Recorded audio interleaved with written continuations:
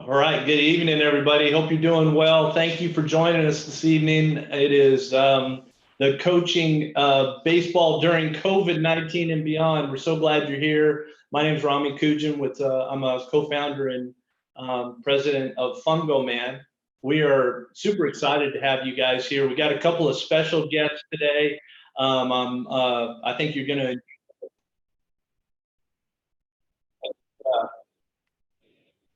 hang on.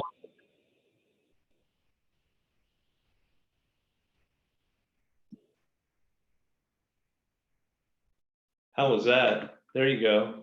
Can everybody hear me okay? Give me a thumbs up if you guys can hear. Thank you. It's great to have you guys.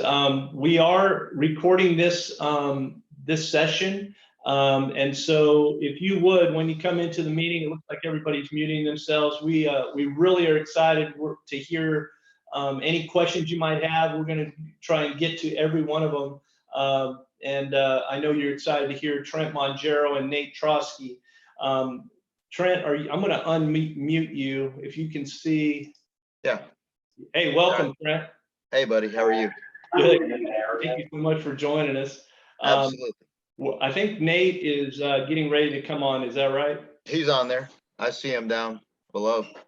Let me see if I can. Look for his name. Yeah. I got it. Hey, Nate, how are you, man? Can you hear me? Give me a thumbs up if you can hear me.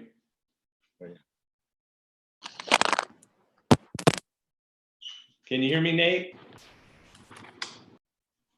All right, we're going to work on his mic for a minute. Let's see if we can. We'll start with Trent. I know Trent and I go back about 9 or 10 years, and I've watched Trent just achieve an incredible amount over the years. He's a high school baseball coach in Georgia.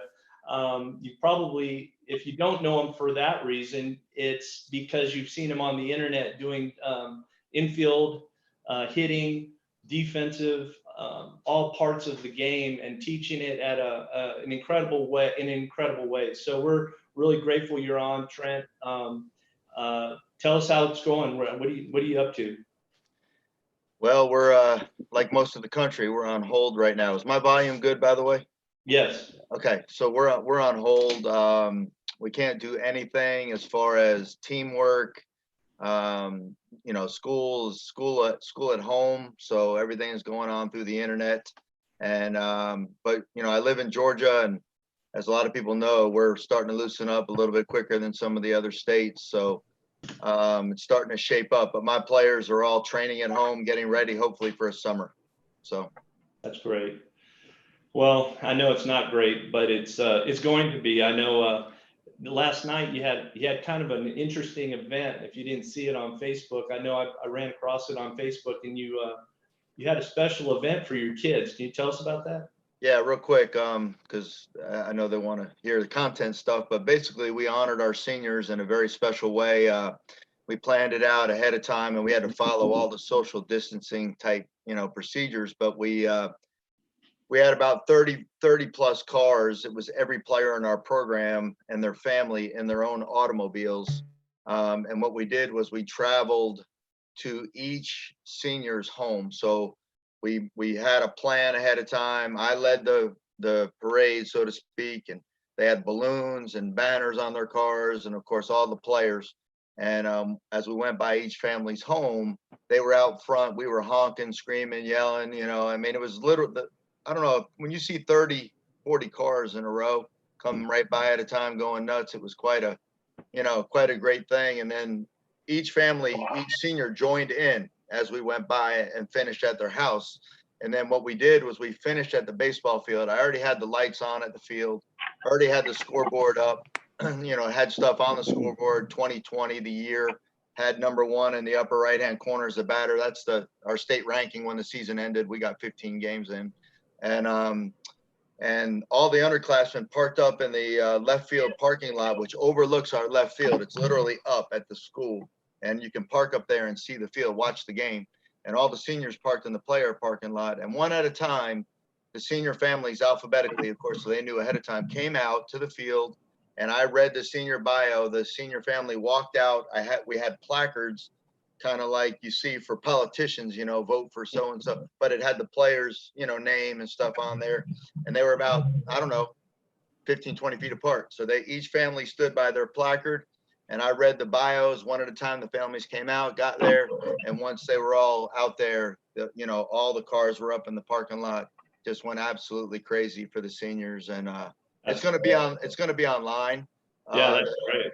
Yeah, they covered it in the paper and they videoed the whole thing. So I really think the video is going to be impactful, because when you see that many, I mean, it's pretty awesome. I fought back tears literally the whole night to realize these guys. We would be in the third round of the state playoffs right now in Georgia, had everything still been going. So right. Well, that's really great. I'm proud of you for really honoring your guys. That sounds like an incredible, memorable night for sure. Hey, Nate, are you there? Can you hear us?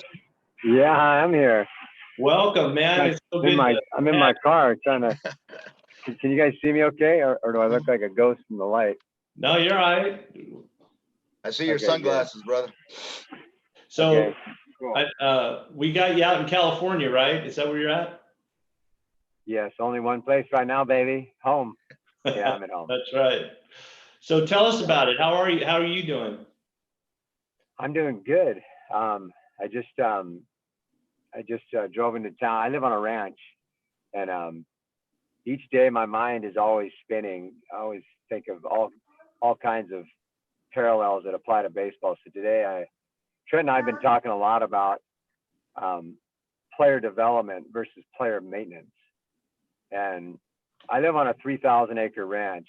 And if you think of the type of maintenance that requires to keep up a ranch, so like if you break it down, so you say a guy has a ranch 3,000 acres, a guy has a ranch of 100 acres, a guy has a ranch of 1 acre, and a guy has a home in a neighborhood, and a guy has a place, an apartment, where there's people upkeeping the apartment complex. Well, every piece requires a different level of upkeep and maintenance, right? The more that you have, the more you have to maintain. So for me, each month, it takes me about 40 hours to maintain the grass and the weeds.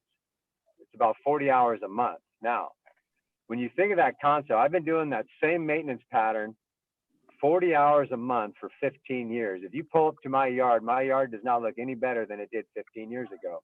It looks exactly the same. And I put in over probably 5,000 hours. And if you take that concept into the player, now what most players do is they're going to the batting cage and they're barely, at best, maintaining their skills. That's good. They're just trying to get enough in, and they go, Coach, I put 4 hours in this week. Well, let me tell you something. That 4 hours, you're lucky to maintain all the skills it takes and that's required to be a great hitter. And most hitters don't understand, if they want to achieve and separate themselves amongst not only the good, but the great, but the elite, if you want to play in college, if you want to be a professional, there's no maintenance phase of player development. There's no maintenance phase. Even when you're in your high school season, you have to make time, find time. It's about player development 247, 365, and very few players have any concept of what real player development is about. They're maintaining and they think they're working hard and they think they're getting better, and they're not. Wow. The reason why they might be getting better is because they're getting bigger and stronger. And wait till their physical development stops. When you go hit in the cage for a half hour a night and you're hitting one pitch, fastballs, and you're hitting balls out over the plate, you're maintaining what you got. And it takes a lot of focused and detailed work. And it's not like you have to go 4 hours a day, but it's focusing on little increments of your craft and making them a priority. Not just going out and getting some work in. So as I'm working in the ranch, we can't see Trent anymore. I think I can't see either one of you guys. We got you though. You guys, we got you. So the concept, I could work all I want, but I'm really not doing anything except maintaining. And that's the majority. That's our player development system here in the U.S. Well, that's a really interesting concept. I love the parallel. So now, with that being the case, first of all, you guys both work with infielders, and kind of this is what we're planning on talking a little bit about. If it goes a different direction, we can. But I know both of you have worked with a lot of infielders and worked specifically on defense, and so when you're looking at a player, and you either meet a player in your program or somehow you're engaged with him, what are the attributes that you're looking for, and what are those things that you want to what are the things that really make that player a potential or even has the opportunity to go at a higher level? What are those things that you look at, Nate? Trent, you could go first. Trent, I'll follow up with you. Okay, yeah. So like if I was at a field right now, Rami, and your son came up and I was working with him, the first thing I'm going to evaluate is his athleticism. So how well does he move? How well does he control his body? Okay, from there, I'm going to look at his feet. What kind of feet does he have? You know, is he agile? Is he quick? Does he control his feet to a point where he's getting to where he wants to get to? Can you hear me, or is there background noise? Yeah, if you guys would mute yourselves, that would help if you're not already muted. Music. Really tough on you. I think you can mute everybody but me and Nate and you if you want, Rami. All right, I'm hold pretty on. sure. All right, hang on.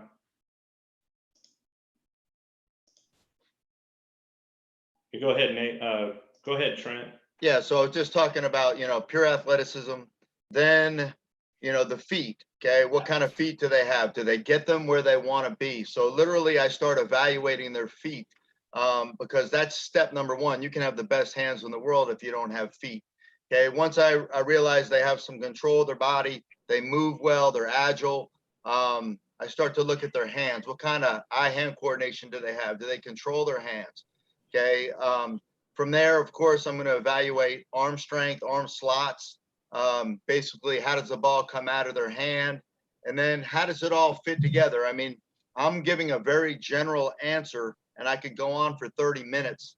And I know Nate's going to expand on this, but, it's not rocket science. Infield play, really comes down to athleticism, which is broken down to your feet, your hands, and your ability to move and your ability to throw.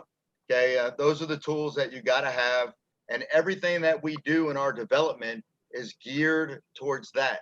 And it all starts with the feet, because if you don't have feet, you're going to get stuck, in the outfield or on the bench. If you want to play in the middle, especially, you got to be able to move, and you got to be special in your ability to have lateral movement and to, get yourself to a place to field the ball. So, Nate, go ahead and add into that. So when you think of athleticism, there's, the last 3 years I've put a lot of thought into athleticism. And about 3 years ago, I was walking down at Stanford right next to the football stadium, and I was with a bunch of baseball players. We were there for the Stanford camp. And there's about 300 high school players that want to aspire. They're aspiring to play at Stanford University. And I look over to my left, and you see and I'm with these guys, and these guys are all nice high school players, okay? And they're all hoping to be, the next college guy. And I'm walking with about 5 of them. We're walking over to the cage, and there's about, 300 guys at the camp. Kids are all over the place. And we look over at the football team, and the Stanford football team is in practice. And when you talk about an athlete, there's no comparison. Physically, when you look at a football player, when you look at linebackers and DBs, you look at the way they move, you look at their muscle development, you look at their agility, their quickness, their speed, their power, their strength. They are so superior. It was like we were little peons. I weigh 170 pounds, and I'm not like a weakling, but compared to these football players, I'm not talking about linemen and tackles and nose guards. I'm talking about the athletes, the linebackers, the quarterbacks, the running backs, the defensive backs. When you look at those guys in comparison, their athleticism is so superior to the average baseball player. And if not, maybe even the average 90% of baseball players, there's no comparison. But when you take that football player and you put him at shortstop and you say, let me hit you a backhand, he's got no shot. No shot. And you watch him try to throw it across the diamond, no shot. Then he comes in to get a slow roller, no shot. Then he goes to his forehand side up the middle, no shot. He's got no shot. And it would take him years and years and years and years. So there's specific athleticism that applies to baseball that applies to no other sport. No other sport. So it's a special play. You can look at an infielder. He weighs 145 pounds. And that guy is weak. He's thin. And you watch him on the field and you go, unbelievable actions, rhythm, timing, feel, fluidity, suave, smooth. So it's a different athlete. And yeah, you can have muscles. You can jump a 35-foot vertical. You can run a 6'4", 60 or a 4'3", 40. You could be a world-class athlete, but that does not make you a good infielder. So there's a special knack to infield play, and some people have it naturally. A lot of it's developed over time. So it's the athleticism is important, but a lot of it is a looseness and a freedom in the rhythm of their actions. And we call them levers. You have the wrist lever, you have the elbow lever, you have the shoulder lever. The arm is made up of 3 actions. Then you have the hinge at the hip. Then there's lower body flexibility. That's extremely important. So for an infielder to move with freedom and ease and flow, we call it wu wei. For him to have that freedom that's easy on the eye, it takes a certain body. The hinge at the hip is huge. The flexibility in the hamstrings, the hinge at the hip, and the growing and the hip flexor flexibility is extremely important. And a lot of kids have that naturally. So you watch a kid and you go, wow, that kid has plus actions. His feet work. They know how to dance with the ball. And a lot of that comes natural, but a lot of it can be developed. And when you think of Nolan Arenado is not the best athlete in the big leagues. He's not. But why is he the best infielder in the big leagues? He's the best of the best of the best. And he is the best because he's a self-made player. He's a good athlete that became one of the greatest of all time, if not the greatest third baseman to ever play the game. I coached Nolan when he was in high school. Stiff, average at best arm, heavy-footed. But Nolan was on a mission to build his athleticism, to work his tools, because infield play is the highest skilled component of the game. Catchers, infielders, highest skill. When you talk infield, we're talking shortstop right now. We want all of our guys to move like shortstop. So a lot of it can be developed. A lot of it's natural. So lots to look at. But yes, go ahead, please. Yeah, and just in terms of development, I know a lot of the guys that are on this call tonight, they have guys that that aren't, maybe they have some that are a few that are special, but it's those other guys. Those are the things, those guys and those guys, those diamonds in the rough, those Nolan Arenados. How does that happen beyond their own? I mean, do they all have to have that special want to have that mission like him, or are there things you can do as a coach to help him along? Well, one thing, he has to have a mission because he has to have the desire to get better. Otherwise, you'll be maintaining your skills at best. So if you don't have a mission, so the job of the coach is to create a mission to help your players see a vision. And when he sees something greater than where he's at, you know what happens? He gets hungry. So his willing and desire to work goes through the roof. But you have to start there, because if he doesn't have a vision and a mission, he won't work hard and put the work in. And his level of intent, according to what he does, will be average. So when you think of Arenado, yes, okay, good athlete, okay? His intent is off the charts. Why? Because he has greater goals in front of him, not that I just want to make this high school team. It's all about something beyond. And then a large piece to moving with freedom and ease in the infield is how you are wired, your mental makeup. The guys that try hard, the guys that try to move fast, the guys that don't know how to try easy, try less, try smooth, try suave. That guy who's wired that way, who lets the game come to him, it's very difficult. That's why most hitters struggle, because they try to go get the ball. Rollovers, pop-ups, flyouts, foul balls, because they're going to get it. And the guy who's the best is not necessarily the greatest athlete. He's wired right. And we need to make the mental game a high priority, because if you try hard at the infield, you got no shot. You have no shot. You're going to end up in the outfield. Now, you might be able to play in high school because you can get away with it because the players aren't that good. But the mental game creates the flow and the ease and the rhythm and the wu-wei we're looking for. And as a scout, coach, advanced coach, travel ball coach, varsity coach, we are looking for that natural rhythm that comes easy.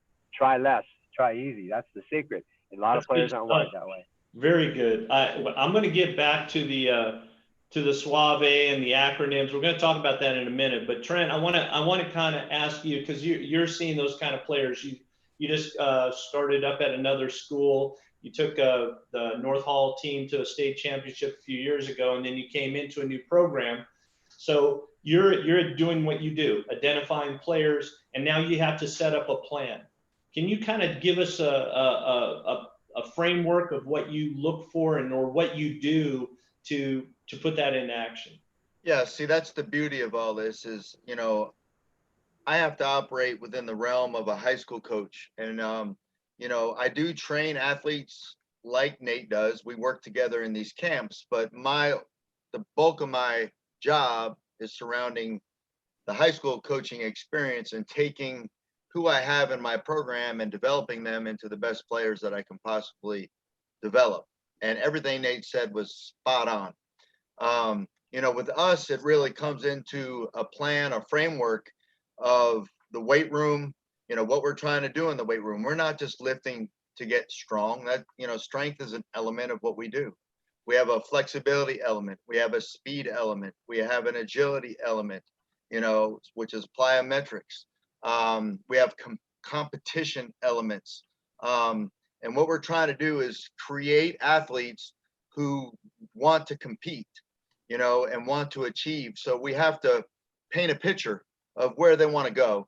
And that's really what Nate's talking to when it comes to goals. You can't just want to be the best on your team. You got to be the best in your state or the best in the country or the best in the world.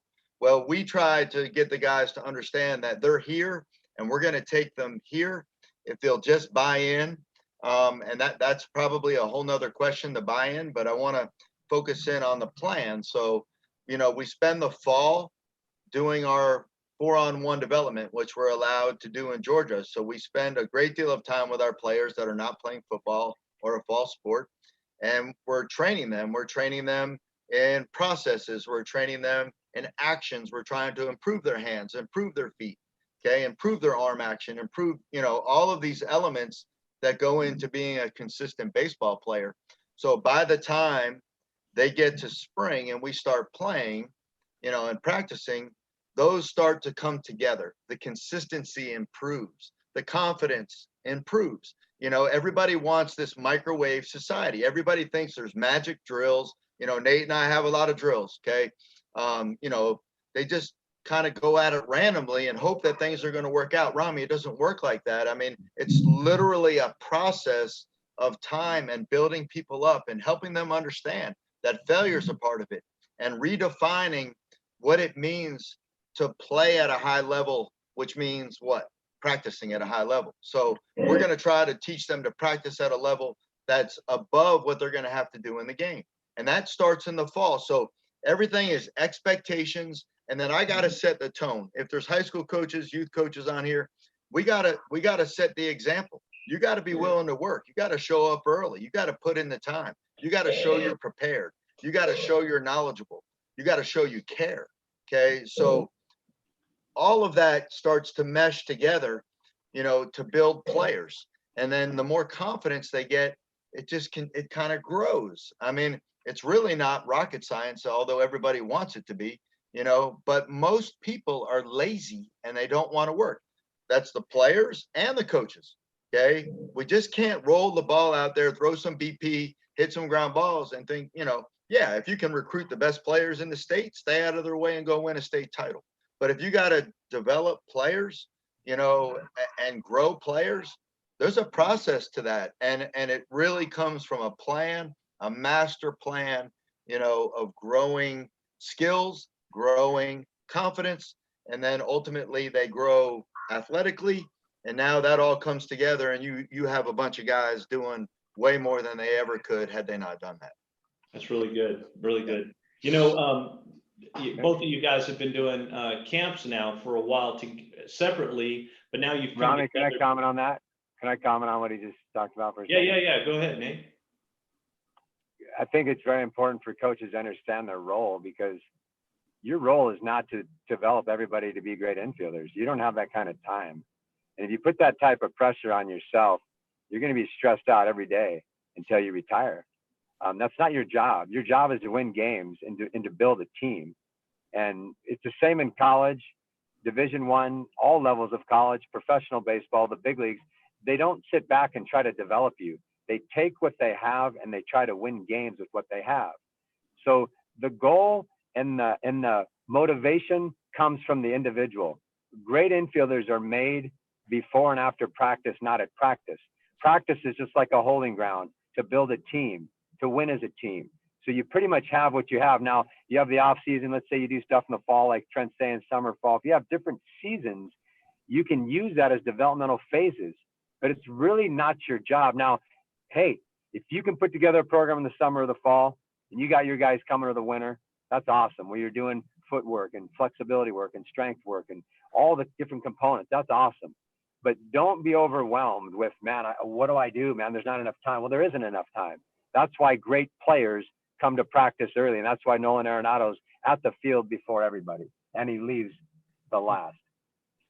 Well, you guys, and as you were saying earlier, you guys are using techniques, and a lot of them aren't just physical.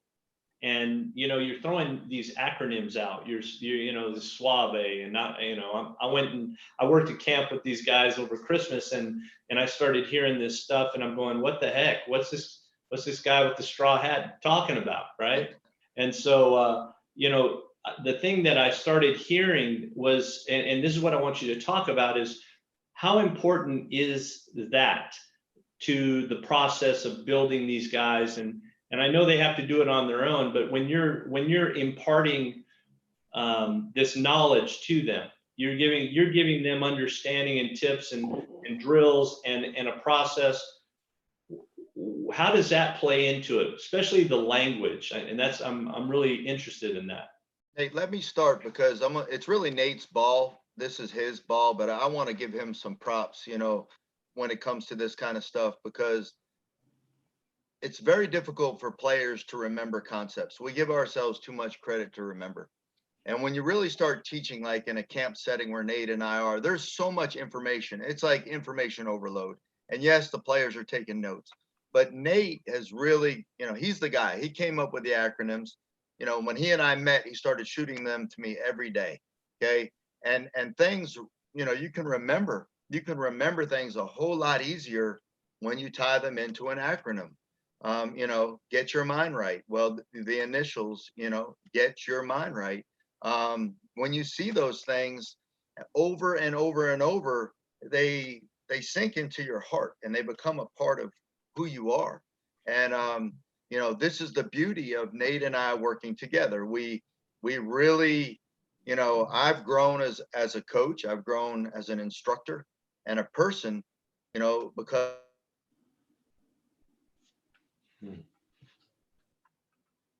Nate, can you hear me? Yeah, I can hear you great. Yeah, I think Trent froze up. Can you jump in there on it? Yes, I can. You bet. So you can hear me okay, Rami? Yeah, we can hear you. Okay. The job of the coach is obviously, it's pretty obvious the job. He wants the players to do what he wants them to do. It's pretty simple. Whatever I want my players to do, I want them to do it, and I want them to do it now. I'm not interested in a 10-year plan. It's like, right now, this is the time, right now. And the problem is a lot of the stuff that we teach, they don't listen to, or it's not important to them right now because their mind is not experienced like the coach. The coach has experience. He has life under his belt. He has winning, he has losing, he has mistakes. He has all this experience to go on, and the player doesn't. So when you talk, most players don't even listen. They're like, yeah, whatever. That doesn't make any sense to me. Maybe to you. They don't say, they just listen. So I got tired of that. I'm like, so necessity is the mother of invention. What is the necessity here? The necessity is I want my players right now to grasp this concept just like I grasp it. And I want them to own it, not just hear me, but to own it. And if they can own it, what happens, it'll change their game. It'll change their game. So how do we do that? So I just started experimenting about 5 years ago. And I started to learn that the mind likes to file. It loves to file information. But if you give too much information and it's not like bulleted, because the brain will bullet and it'll put it in very simple files. But if the information is too much, like you talk for 5 minutes, and then when you walk away, he doesn't even remember what you said. It was 5 minutes. It was like 20,000 words in 5 minutes. So you always have to give them the takeaway, and you reiterate.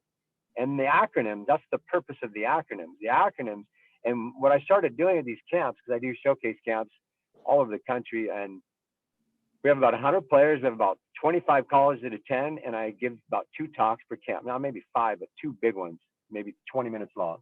And kids 2 years later, 3 years later, texting me, emailing me, running into me, maybe they're in pro ball now, maybe they're in college, and they don't forget nothing that I said. And I'm like, how's that possible? And I realized that the brain learns a certain way. We're all humans. We're not robots. We're not machines. We're human, and we have the human element. So the question is, how does a human brain remember things? One, they have to believe the person who's giving the information, and they have to believe that you love them more than anything. And if they don't trust you and believe that you love them, what you say has no value at all. So once you have that passion in your heart and you speak, then you speak with clarity that they can identify with, and then you give them acronyms or takeaways or trigger words or hooks. What happens is they'll never forget it. And that's basically what we do. So I'll give you a couple of simple ones. Well, wait a minute. Now, I want you to give us those, but here we had a great question. I want you to talk more about what you're going to talk about. But this is CJ Gagliano wrote this in. He texts, so at what age or level should the emphasis shift from us as coaches from development to game management and winning? So in other words, at what age do you kind of see that shifting where as a coach, you become more? It doesn't shift. It doesn't shift ever. It doesn't, because no one develops players.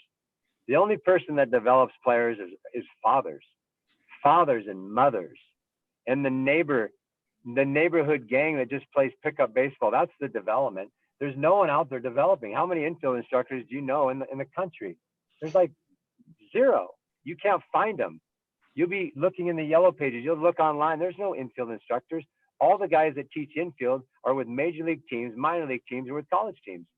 And the guy in high school doesn't even have time to teach you, even if he has information. Nobody has time. And by the way, when you go to college, no one's going to teach you anything. And when you go to pro ball, they're not going to teach you anything. I'm just being honest, because there's 35 plus players out there. No one has time. The practices are limited. The Division I practice is like 27 practices in the whole fall and winter. That's all you get. And you get 2 hours. That's all you get. And there's 35 to 50 guys on the field.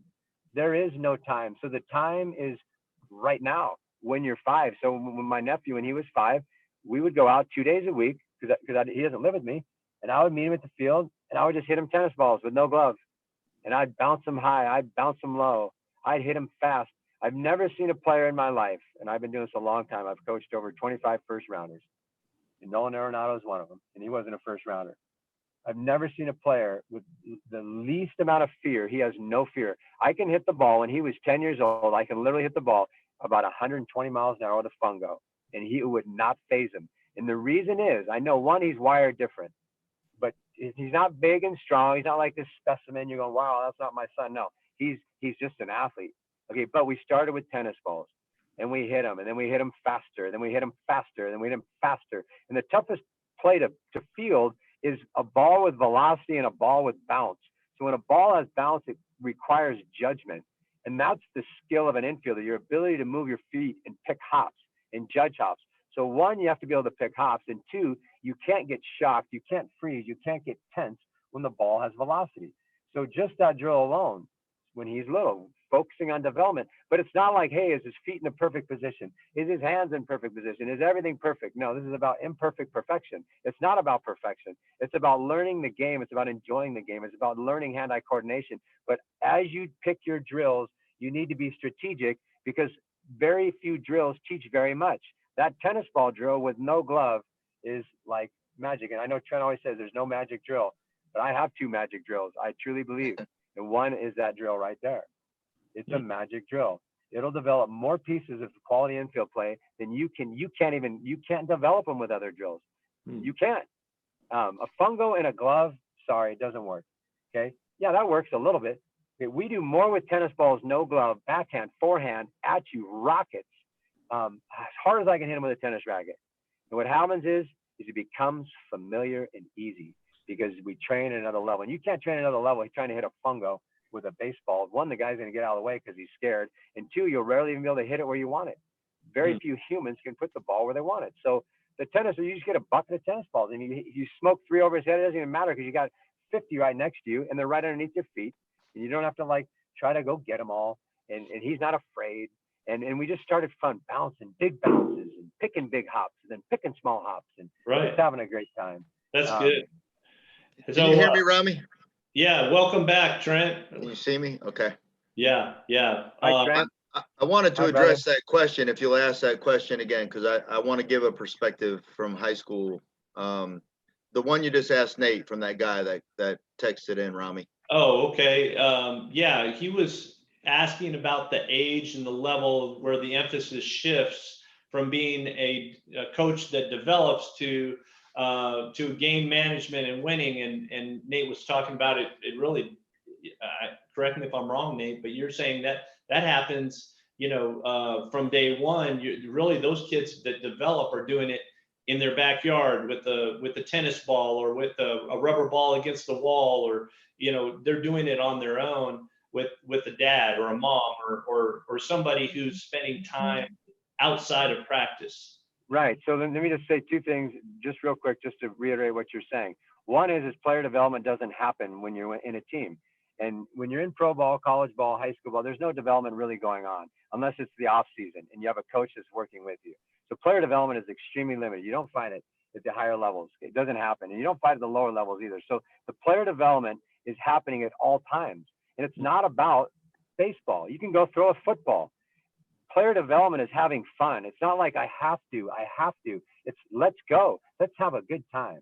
Okay, that's player development. And we're also caught up in, I got to get my kid a scholarship. We got to get him drafted. That guy signed for $1 million. It's so ridiculous because that's not the formula. The harder you try, the least you receive. Try less. Have fun. Think of the cross training you develop by going out and playing basketball, by throwing a football, by running routes, by playing hacky sack, by doing anything. So when we think player development, I just want to clarify, it's not like I'm with my nephew who's one of the top infielders in the country, and we're at 6 years old breaking down his footwork. I don't care about his feet. I want him to have light feet that move with freedom, with athleticism, and that are natural. And then we start to hone them in. That's good. Yeah, Trent? I think, Nate's on the money and his perspective. You can see me still, right? Yeah. Okay. So or a youth coach,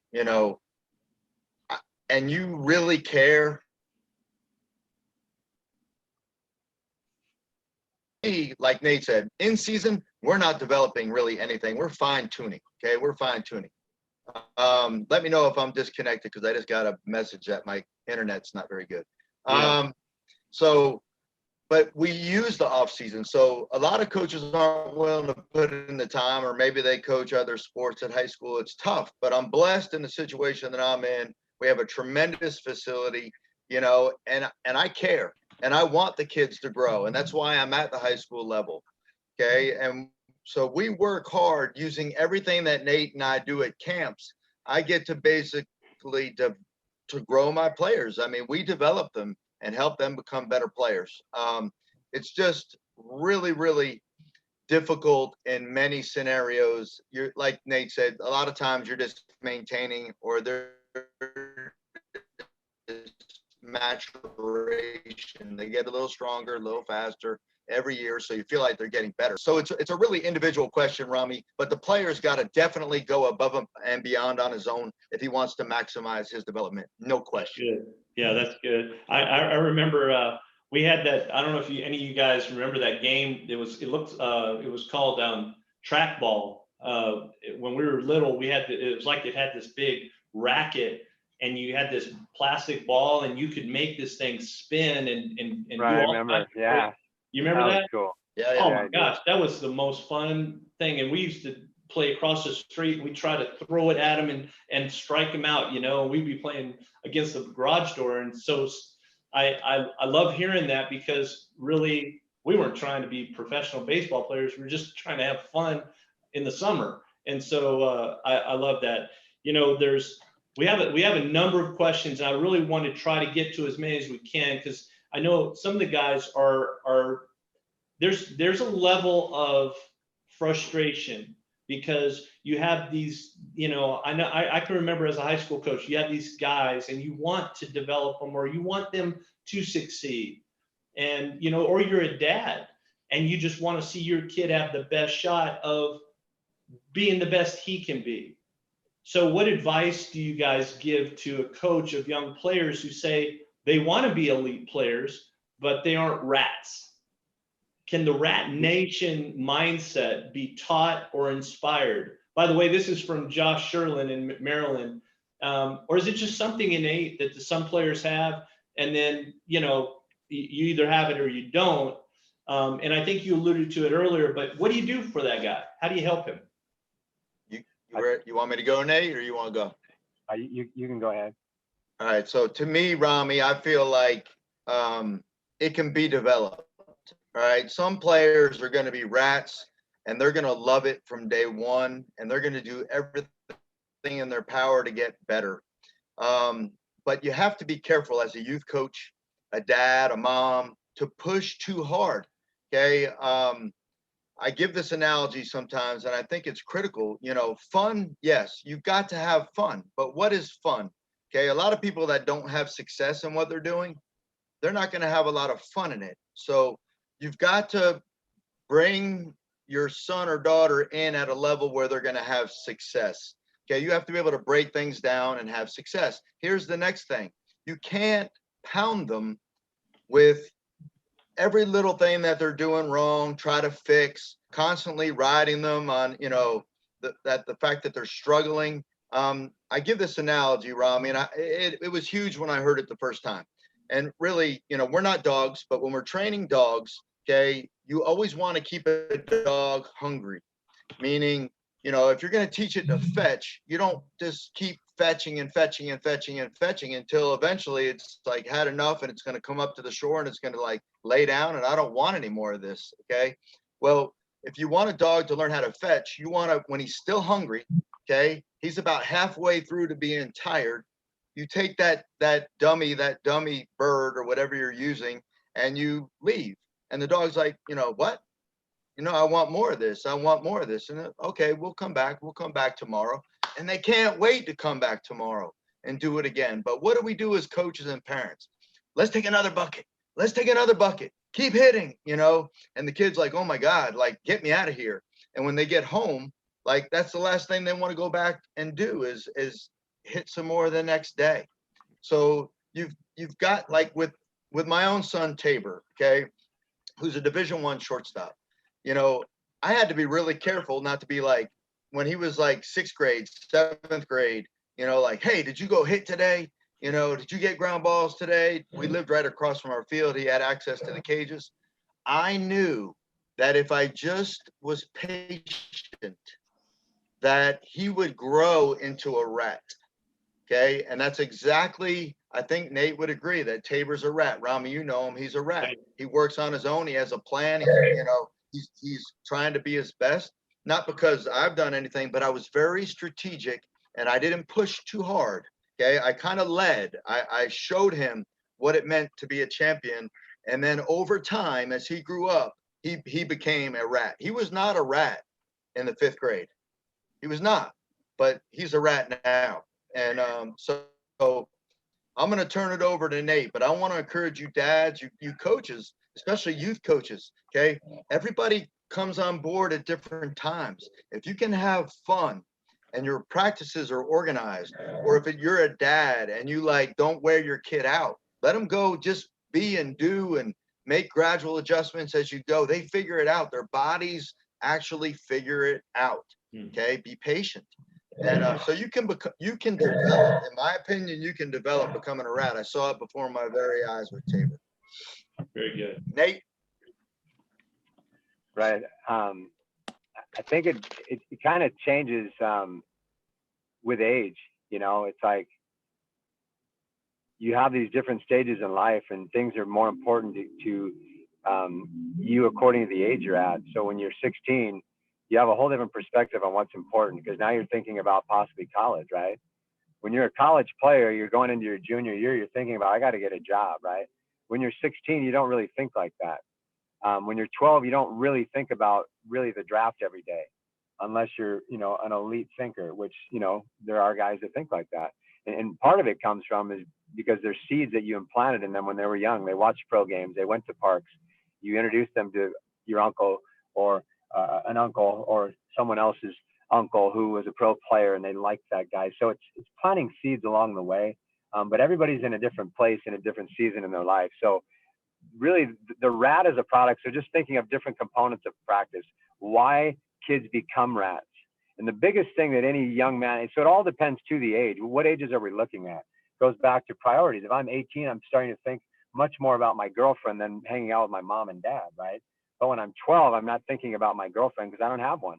I'm thinking about just going to the park and playing ball, playing basketball, playing whatever, playing baseball. So the younger they are, it's more about the time. Is all they want to do is spend time with you. That's the key, is the time. So when you spend time with them, and like Trent said, you leave them wanting more, and everything's about succeeding. They enjoy the experience.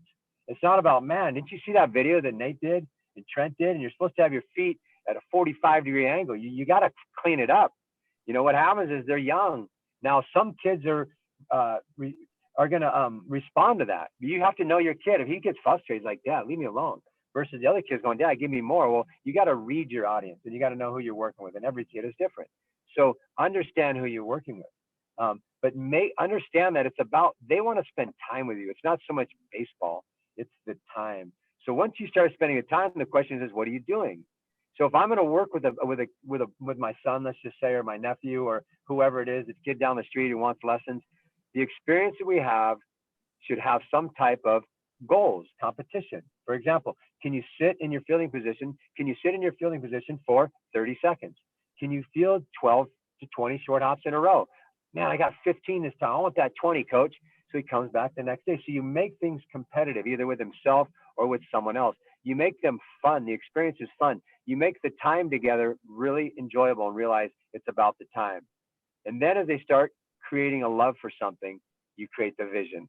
And you say, you know, Johnny, wouldn't it be cool? Or what would you like to be in? And you just ask him questions. He says, no, I'd love to. You know, you take him to a college game. Would you ever like to play here? And he's like, you know, Dad, I'd love to play here at the University of Iowa or Stanford University. And you start helping him with his vision. And once he creates a vision, what you do is you teach him what it means to be aligned. There's a process to everything to be successful. And he has to live a life of alignment. So each day you say, Tommy, if this is your vision, if this is what you want, this is what's required. And it's not a sometimes thing, it's an everyday thing.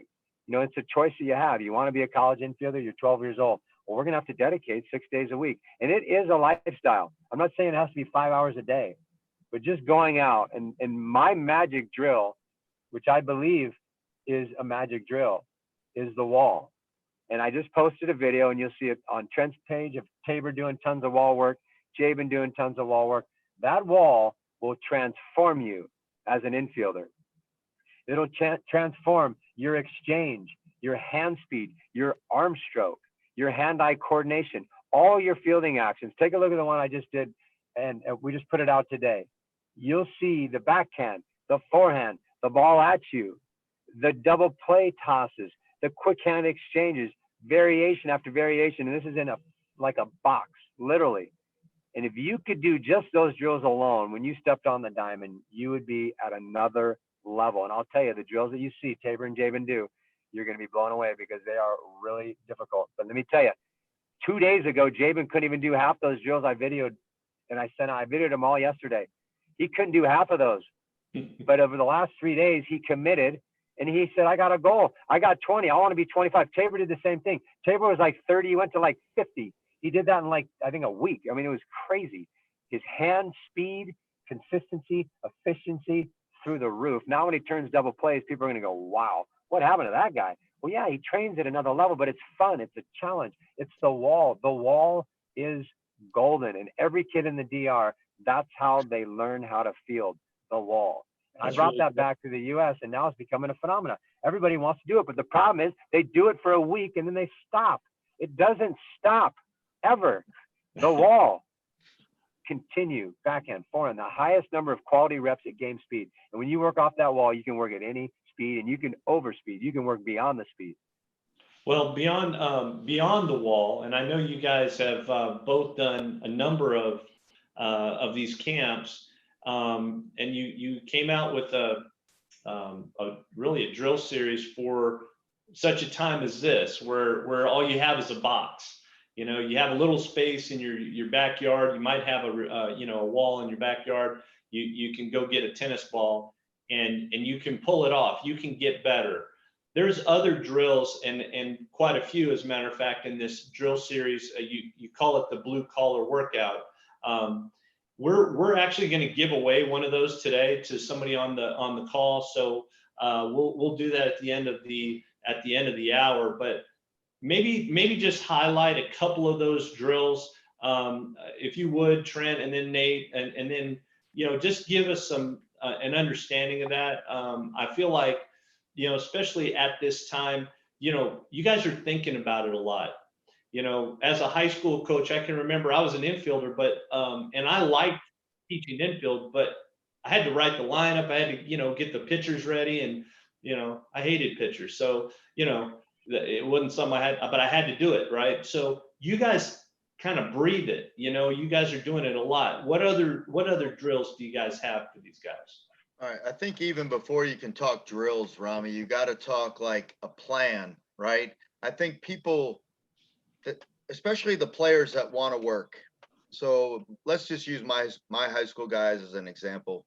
Right now, they're on lockdown. They can't do anything. They're at the house. Most people use that as an excuse. Like, if I'm not at a field, if I'm not in a cage, I don't have a tee, I don't have a ball, I can't do anything baseball wise. And I certainly can't strength train because I don't have weights. That's not true. Okay. Where there's a will, there's a way. And you have guys that think opposite of that. They want to train and they're going to find a way, but they don't really know what to do. And they don't know how to do it. It's a huge problem. Nate will tell you, I'll tell you, the average kid, they don't have any idea. It's just like you're going to start lifting weights. You have a New Year resolution. You go into the weight room. You want to lose weight. You want to get toned up. What do? I've been in a weight room before, but I don't know the sets. I don't know the reps. I don't know the exact exercises. I don't know how many times a week I'm supposed to do them. It's kind of like that. And I see it as a 1,000-piece puzzle. Okay.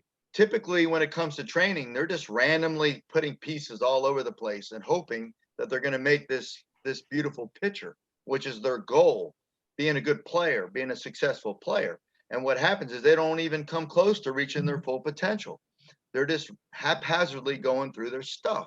So what we decided to do, Nate and I sat down and we literally said, okay, if this is Tabor, if this is Jabin, if this is my team, what is a complete workout?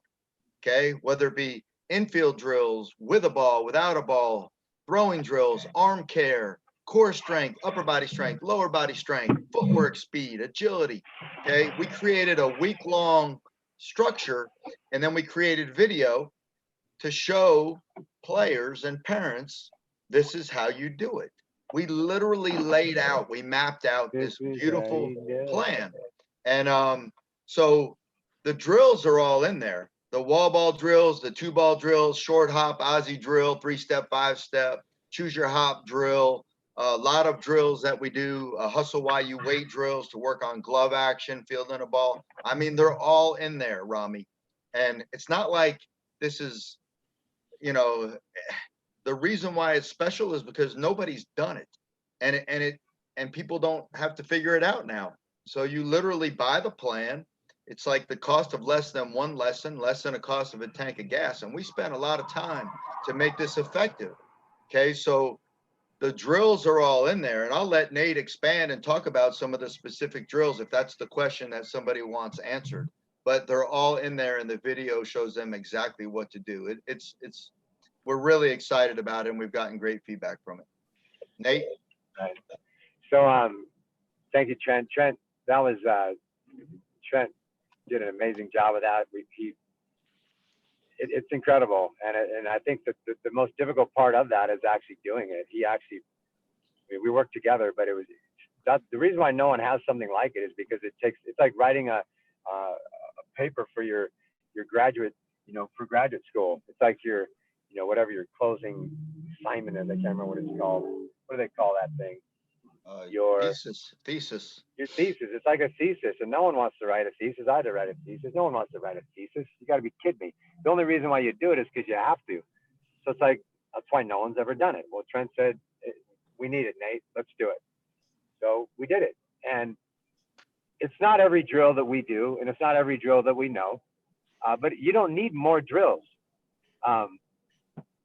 Vince Lombardi was talking about the successful diet, and everybody's looking for something new. He says the diet that works is not the new diet that comes out. It's not a diet. It's not a fad thing. It's not about being in a fad. Oh, something new. It's the diet you commit to, period. Have a plan and commit to it. The reason why no one has success with the diet is not because the diet isn't good. It's because they don't commit. It's just small little excitement where they get after it and then they end. It's like, you have to be consistent. And if you don't have a vision, it all goes back to your purpose. See, humans are motivated by how they feel. And about half the time, you don't feel like doing anything. So what happens if you don't have a great purpose? You don't do anything. And that's why nobody does anything, because they don't start where it begins with the purpose. It all begins with the purpose. Keep my feelings greater, keep my mission greater than my feelings. That is the quote they have to understand.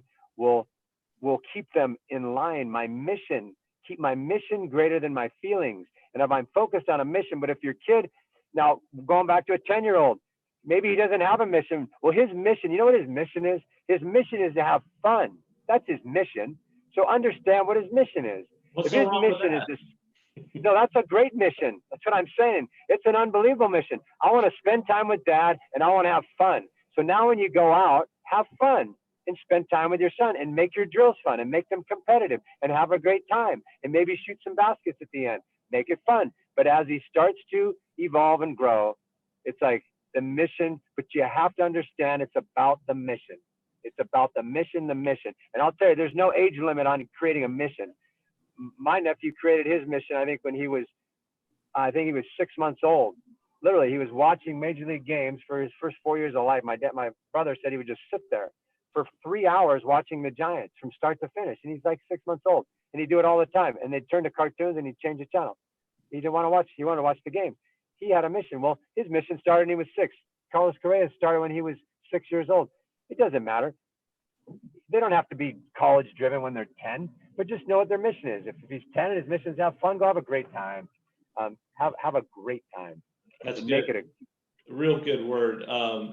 Guys, we're getting close to being out of time, and I want to respect everybody who's come in on the visit tonight. We have chosen somebody randomly out of our people that have registered for the event.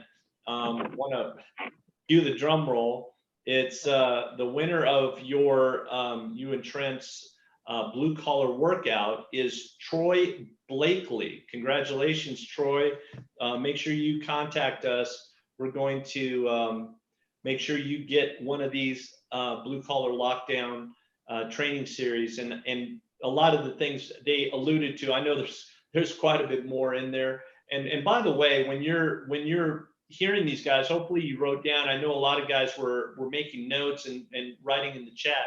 These guys are all over the internet. If you haven't seen them already, Trosky Trent Mongero, just do a Google search on them and you'll find them. But we're gonna probably post those links again if we can.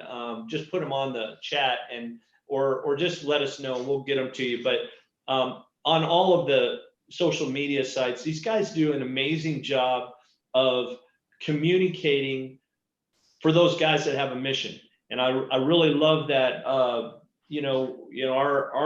why statement is to empower players and those that train them as they make a valuable contribution in the pursuit of excellence. And I love what you guys are saying. Both of you have a bigger purpose than being able to field a ground ball. It's not about that. And that's what I'm taking away from this. So I appreciate that. We came here for instruction. We came here for maybe one of those nuggets that can help us. I know I got about 3 of them at least. Just I love the tennis ball thing.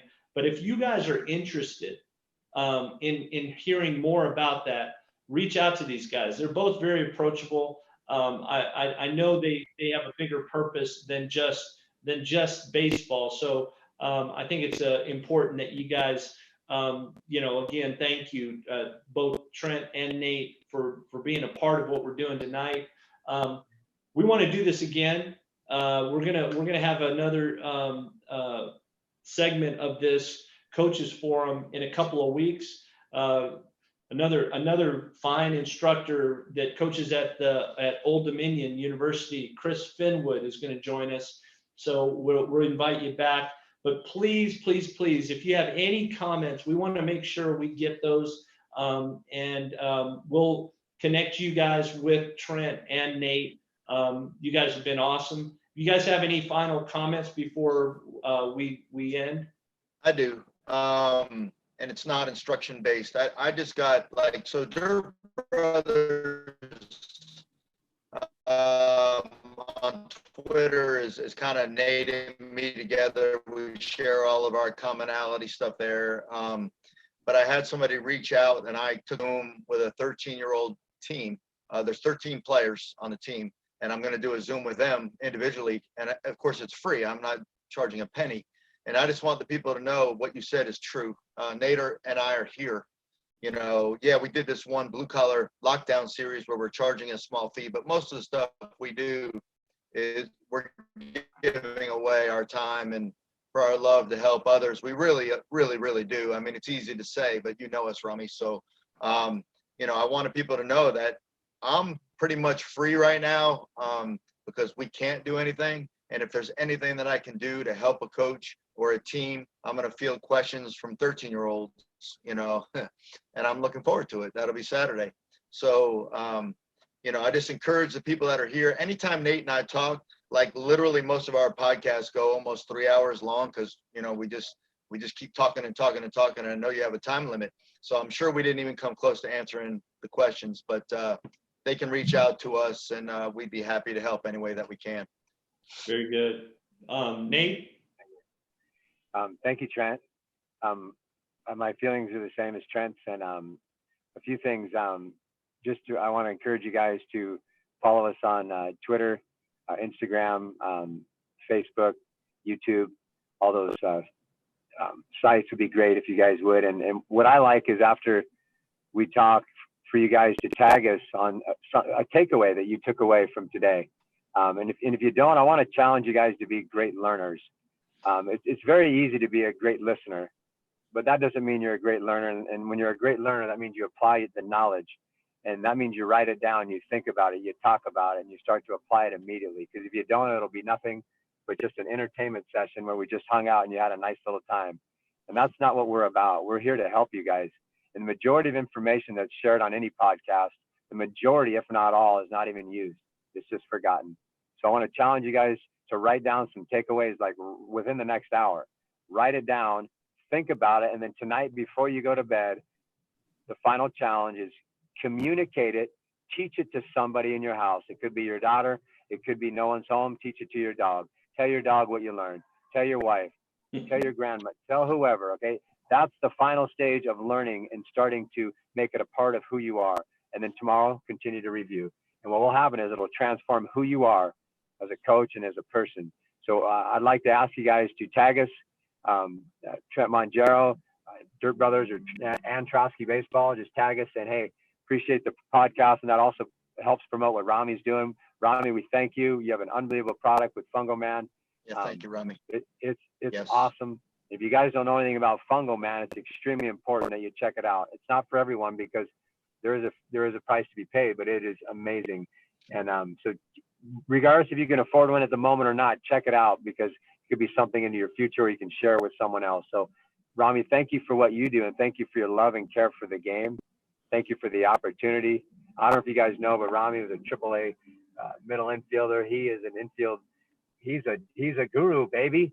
and he's a humble man, just sitting behind the mic, just letting us talk. So thank you, Rami, for the opportunity. Hey, Yes, he is. you guys were amazing, both of you. And again, you guys are going to see these guys all over the country.